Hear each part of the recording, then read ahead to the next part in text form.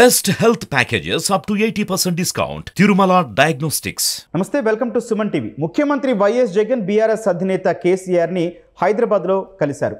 అయితే ఆయన శస్త్రచికిత్స తర్వాత మొట్టమొదటిసారి వైఎస్ జగన్ కలుస్తున్నారు. అయితే ఇన్ని రోజుల తర్వాత కలవడం వెనుక ఏమైనా రాజకీయ వ్యూహం ఉందా? ఎందుకంటే ప్రస్తుతం రాష్ట్రంలో జరుగుతున్న రాజకీయ పరిణామాలు చూస్తుంటే ఈ మేరకు అవుననే సమాధానాలు వినిపిస్తున్నాయి. అట్లాగే కేసీఆర్ను కలిసిన తర్వాత కూడా తన తల్లి విజయమ్మని వైఎస్ జగన్ కలవబోతున్నారు. వీటిపై మాట్లాడదాం. ప్రస్తుతం మనతో పాటు ఉన్నారు Suman TV news chief editor Keshav గారు. సార్ నమస్తే అండి. నమస్తే గౌతమ్. సార్, మామూలుగా అయితే ఈ పరామర్శలు రాజకీయంగా కలవడాలు అనేది సాధారణమైన విషయమే. కేసీఆర్ గారిని కలవడం కూడా అందులో భాగమే. కానీ ఇన్ని రోజుల తర్వాత ఇప్పుడు కలవడం వెనక వ్యూహం ఏంటి అనుకుంటున్నారు? ఖచ్చితంగా ఇది వ్యూహం ఉన్నటువంటి భేటీ. వ్యూహం ఏంటనేది అప్పుడే క్లారిటీ రాకపోవచ్చు. కానీ రెండు పరిణామాలు ఇక్కడ మనం ప్రధానంగా చూడాల్సింది ఏంటంటే, ఒకటి వైఎస్ షర్మిల కాంగ్రెస్ పార్టీలో జాయిన్ అవ్వడం, ఆంధ్రప్రదేశ్లో కీలక పాత్ర పోషిస్తారు. అంటే ఇప్పటివరకు ఇంకా పీసీసీ చీఫ్ ఇంకేమన్నా బాధ్యతలు ఇస్తున్నారా, రాష్ట్ర వ్యవహారాలు ఇన్ఛార్జా, ఈ ఆప్షన్స్ ఏవి బయటికి రాలేదు కాబట్టి అవి వచ్చిన తర్వాత మనం చూడాలి. రెండోది, ఆమె కుమారుడి వివాహానికి సంబంధించి నిన్న జగన్మోహన్ రెడ్డి గారికి ఇన్విటేషన్ ఇచ్చింది. ఆమె వస్తున్న సమయంలోనే ఇది కూడా బ్రేకింగ్ వచ్చింది. ఎందుకంటే రేపు వెళ్ళి కలవబోతున్నారు అనేటువంటిది ఉదయాన్నే ఆయన వచ్చారు. ఇప్పుడు పరామర్శ కంప్లీట్ అయింది. ఇద్దరు మాట్లాడుకున్నారు. ఏం మాట్లాడుకున్నారు అనేది బయటకు వస్తుంది. అలానే పార్టీ నాయకులు అందరూ కూడా జగన్మోహన్ రెడ్డికి స్వాగతం పలికారు. కేటీఆర్ దగ్గర నుంచి తలసాని శ్రీనివాస్ యాదవ్, అలానే మహమూద్ అలీ, అందరూ కూడా అక్కడ మాజీ ఎమ్మెల్యేలు, తాజా మాజీలు అందరూ అక్కడ ఉన్నటువంటి పరిస్థితి. సో ఇద్దరు కూడా ఒక డిస్కషన్ అయితే చేశారు. ఏం చేస్తారు, ఏంటి వ్యూహాత్మకంగా రేపు రాబోయేటువంటి లోక్సభ ఎలక్షన్స్ ఉన్నాయి, ఆంధ్రప్రదేశ్ ఎలక్షన్స్ ఉన్నాయి, జాతీయ సార్వత్రిక ఎన్నికలు ఉన్నాయి.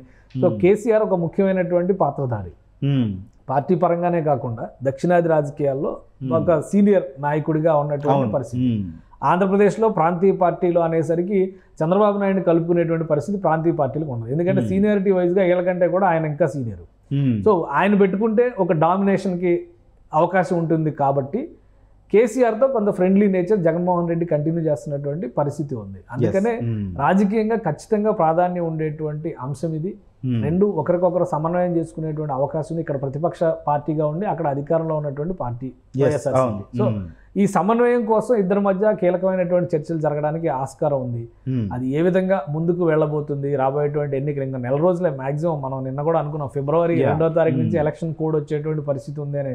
అంటే ఒక నెలన్నరలోనే మొత్తం టోటల్ సినారియో అంతా కూడా ఎలక్షన్స్కి మారిపోయేటువంటి పరిస్థితి ఉంది. కాబట్టి ఒక దిశానిర్దేశం, ఒక అండర్స్టాండింగ్, కలిసి పనిచేయాలనేటువంటి ఉద్దేశంతోనే ఈ భేటీ జరిగినట్టుగా అయితే కనిపిస్తుంది. సార్, మీరు చెప్పిన పాయింట్ ప్రకారం చూసుకుంటే గతంలో కూడా కేసీఆర్ జగన్ని ప్రైజ్ చేసిన సందర్భాలు, టీడీపీని గురించి విమర్శించిన సందర్భాలు, రాజకీయంగా కలిసి వచ్చిన విషయం కూడా వైఎస్ఆర్సీపీకి. సార్, ఇక్కడ ఇప్పుడు వైఎస్ షర్మిల అంశం కూడా ఏమైనా డిస్కషన్కి వచ్చే అవకాశం ఉందా? ఒకటి ప్లస్ అట్లాగే ఈసారి వైఎస్ఆర్సీపీకి ముఖ్యంగా జగన్కి అంత అనుకూలంగా లేదన్న వార్తల నేపథ్యంలో అటు కేసీఆర్ నుంచి ఎలాంటి సజెషన్స్ వచ్చే అవకాశాలు ఉంటాయి? అంటే ఒకటి, జగన్మోహన్ రెడ్డికి అనుకూలంగా లేదని మనం చెప్పలేము. అక్కడ ఉన్నటువంటి ఈక్వేషన్స్ పరంగా ఒక రకంగా వెల్ఫేర్ స్కీమ్స్ ద్వారా ప్రజల్లోకి వెళ్ళడంలో జగన్ సక్సెస్ అయ్యారనేది ఒప్పుకోవాలి. ఓకే, డెవలప్మెంట్ ఆస్పెక్ట్లో జగన్మోహన్ రెడ్డి కొంత తక్కువ మార్కులు పడుతున్నాయి అనేది. దాన్ని ఓవర్కమ్ చేయడం కోసమే ఇప్పుడు ప్రజాప్రతినిధులపైన ఏదైతే వ్యతిరేకత ఉందో దాన్ని ఓవర్కమ్ చేయడం కోసం 35-40 స్థానాల్లో అభ్యర్థులను మార్చేస్తున్నాను ఆయన. కాబట్టి అది ఎంతవరకు కలిసి వస్తుందనేది చూడాలి. ఇక్కడ వీళ్ళిద్దరి మధ్య భేటీకి ప్రధానమైనటువంటి అంశం ఏదైతుందంటే, ఇక్కడ కాంగ్రెస్ పార్టీ అధికారంలో ఉంది. ఓకే, రేపు అక్కడ టీడీపీ అధికారంలోకి రావాలన్నా, టీడీపీ జనసేన కూటమి అధికారంలోకి రావాలన్నా కానీ ఇక్కడి నుంచి హైదరాబాద్ సెంట్రిక్గానే ఇంకా ఆంధ్రప్రదేశ్ రాజకీయాలు కూడా నడుస్తున్నటువంటి పరిస్థితి ఉంది. కేవలం వీళ్ళు వెళ్ళి నాయకులు అక్కడ కూర్చున్నా కానీ మిగతా అంశాలన్నీ కూడా హైదరాబాద్ చుట్టూ నడుస్తున్నటువంటి పరిస్థితి. ఉమ్మడి రాజధాని కదా ఇప్పటికి కూడా. సో ఈ అంశాలన్నింటినీ దృష్టిలో పెట్టుకొని వ్యూహాత్మకంగా ఎటువంటి జాగ్రత్తలు తీసుకోవాలనే అంశంపైన ఇద్దరు మాట్లాడడానికి అవకాశం ఉంటుంది. షర్మిల ఎంట్రీ వలన ముందు జగన్ కంటే ముందు ఇబ్బంది పడింది కేసీఆర్. ఇక్కడ అనేక రకాల పోరాటాలు చేసింది. అది నీళ్లకు సంబంధించి, నియామకాలకు సంబంధించి షర్మిల ఎక్కువ మాట్లాడినటువంటి పరిస్థితి ఉంది. ప్రాజెక్టుల విషయంలో ప్రాణహిత చేవేళ్ల ప్రాజెక్టు గురించి, అలానే రాజశేఖర్ రెడ్డి హయాంలో జరిగినటువంటి జలయజ్ఞం కోసం పెట్టిన ఖర్చు కంటే కూడా కాళేశ్వరం ప్రాజెక్టు ఒక గొప్ప ప్రాజెక్ట్ అని చెప్తున్నారు. దానికి పెట్టినటువంటి ఖర్చు తక్కువ అనేటువంటి మాట షర్మిల మొదటిసారి చెప్పింది. రాజశేఖర్ రెడ్డి ఇంకా ఎక్కువ తెలంగాణ కోసం ఆరాటపడ్డారు. ఆంధ్రప్రదేశ్లో ఇచ్చిన ప్రాజెక్టుల కంటే జలయజ్ఞంలో ఎక్కువ ప్రాజెక్టులు తెలంగాణకే కేటాయించారు. కాబట్టి ఆయన సమైక్యవాది అనేటువంటి ఒక కుట్రపూరితమైన ముద్ర వేశారనేటువంటి మాటలకి కేసీఆర్ సమాధానం చెప్పుకునేటువంటి పరిస్థితిలో లేరు సార్. అలాగే ఇంకొక ముఖ్యమైనటువంటి అంశం ఏంటంటే కొలువుల కొట్లాట విషయంలో కాంగ్రెస్ కంటే బీజేపీ కంటే తెలంగాణలో ప్రధాన ప్రతిపక్ష నాయక పార్టీలు కదా అవి రెండు, వాటికంటే ఎక్కువ కొట్లాడింది షర్మిల. అందుకనే ధర్నా చౌక్ దగ్గర అరెస్ట్ దగ్గర నుంచి ఆమె ఇంటి దగ్గర నిర్బంధం జరిగే వరకు చాలా సందర్భాల్లో ఇబ్బంది పడింది.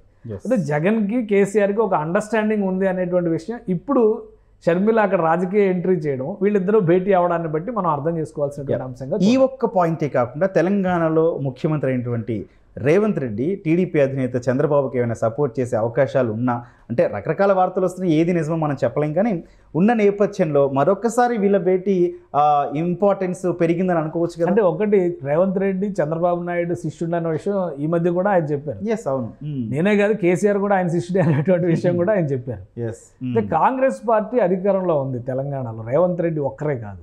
రేవంత్ రెడ్డి ముఖ్యమంత్రి పీఠంలో ఉన్నా కానీ జగన్మోహన్ రెడ్డి లేదా వైఎస్ఆర్ ఫ్యామిలీకి అనుయాయులుగా ఇప్పటికీ కూడా విధేయులుగా ఉన్నటువంటి వాళ్ళు చాలామంది ఉన్నారు. కోమటిరెడ్డి బ్రదర్స్ కానీ, అటు పొంగులేటి శ్రీనివాసరెడ్డి కానీ. అసలు రాజశేఖర్ రెడ్డికి సంబంధించినటువంటి కార్యక్రమాలు హైదరాబాద్లో జరిగితే పార్టీతో సంబంధం లేకుండా కోమటిరెడ్డి బ్రదర్స్ అటెండ్ అయ్యారు. వైఎస్ షర్మిల నిర్వహించినటువంటి ఆ కార్యక్రమాలకి అసలు వాళ్ళు వచ్చి వైఎస్ఆర్ తెలంగాణలో పార్టీలో జాయిన్ అవుతారనేటువంటి చర్చ కూడా విస్తృతంగా జరిగింది. సో అంటే పార్టీలకు అతీతంగా వాళ్ళ అభిమానాన్ని చాటుకునేటువంటి ప్రయత్నం చేశారు. ఇప్పుడు జగన్మోహన్ రెడ్డికి ఒకవేళ కేసీఆర్ సహకరిస్తే షర్మిలకి ఎవరు సహకరించాల్సి ఉంటుంది? కోమటిరెడ్డి బ్రదర్స్ కాంగ్రెస్ పార్టీనే కదా. కాంగ్రెస్ పార్టీ సపోర్ట్ లేకుండా ఆంధ్రప్రదేశ్లో కాంగ్రెస్ పార్టీ రాజకీయం ఎలా నడిపిస్తారు షర్మిల? సో ఆ ఎష్యూరెన్స్ లేకుండా అయితే షర్మిల ముందడుగు వేసేటువంటి పరిస్థితి లేదు. చంద్రబాబు నాయుడుకి ఒక వెసులుబాటు ఉండొచ్చు, ఎందుకంటే కర్ణాటకలో కాంగ్రెస్ ప్రభుత్వం ఉండడం, తెలంగాణలో కాంగ్రెస్ ప్రభుత్వం ఉండడం అనేది ఈ రెండు కూడా బీజేపీకి కొంత, అంటే ముఖ్యంగా కేంద్రంలో ఉన్నటువంటి బీజేపీకి కొంత వ్యతిరేక ఫలితాలు ఇచ్చేటువంటి పరిస్థితి ఉండేటువంటి అవకాశం ఉంది. కాబట్టి అది చంద్రబాబు నాయుడు కలిసి వచ్చేటువంటి అంశం కావచ్చు. కానీ నేరుగా చంద్రబాబు నాయుడు విజయం కోసం కాంగ్రెస్ నాయకులు కృషి చేస్తే ఇంకా షర్మిల ఆంధ్రప్రదేశ్ పగ్గాలు తీసుకోవడంలో ఉపయోగం ఏముంటుంది?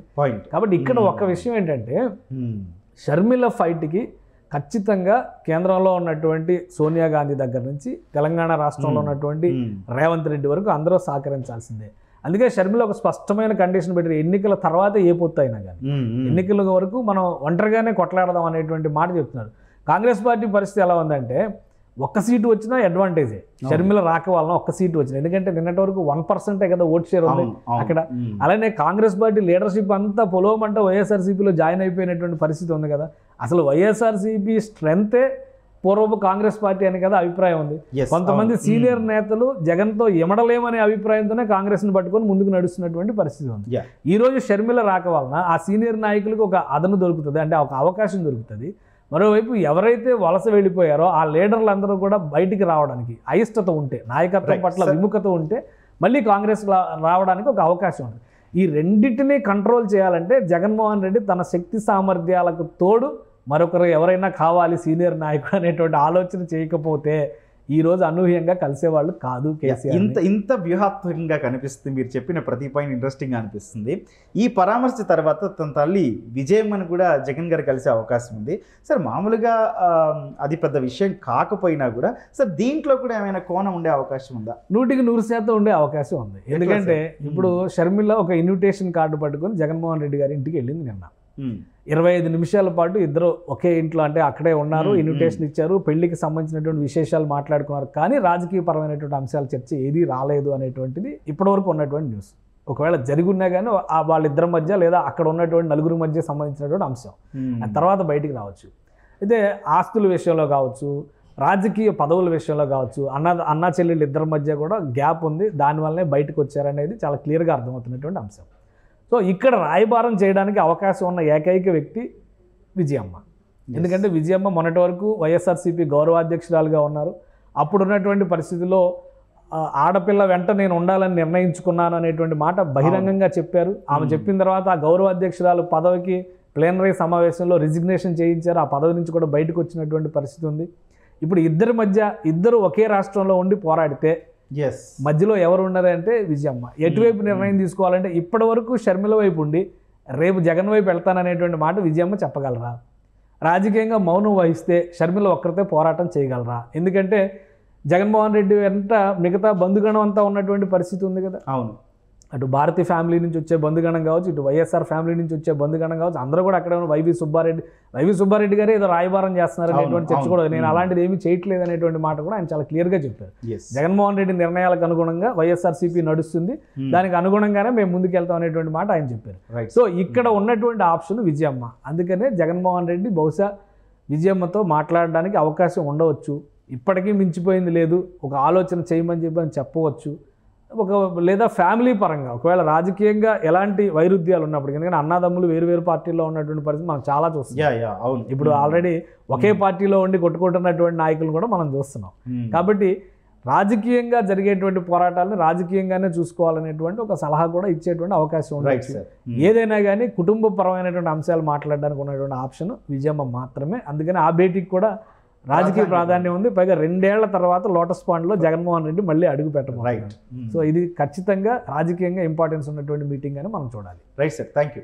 రైట్, మొత్తంగా జగన్ బీఆర్ఎస్ అధినేత కేసీఆర్ని పరామర్శించే విషయంలో రాజకీయ వ్యూహాలు అయితే కనిపిస్తున్నాయి. ఎందుకంటే ఈ ఎన్నికల్లో ఖచ్చితంగా సహకారం కోసం కూడా ఆయన కేసీఆర్తో మాట్లాడే అంశాన్ని కూడా కొట్టిపారట్లేదు రాజకీయ విశ్లేషకులు. అట్లాగే కేసీఆర్ పరామర్శ తర్వాత తన తల్లి విజయమ్మని జగన్ కలిసే అంశంలో కూడా, ఎందుకంటే ఆ షర్మిల జగన్ పోరాటం రాష్ట్రంలో మొదలవబోతున్న నేపథ్యంలో విజయమ్మ ఎటువైపు ఉంటారనే విషయం కూడా చాలా ఇంట్రెస్టింగ్ కలిగిస్తుంది. మొత్తంగా కేసీఆర్ని పరామర్శించే విషయంలో మాత్రం రాజకీయ వ్యూహం కూడా ఉన్నట్టు కూడా కేశవ్ గారు విశ్లేషిస్తున్నారు. Thank you.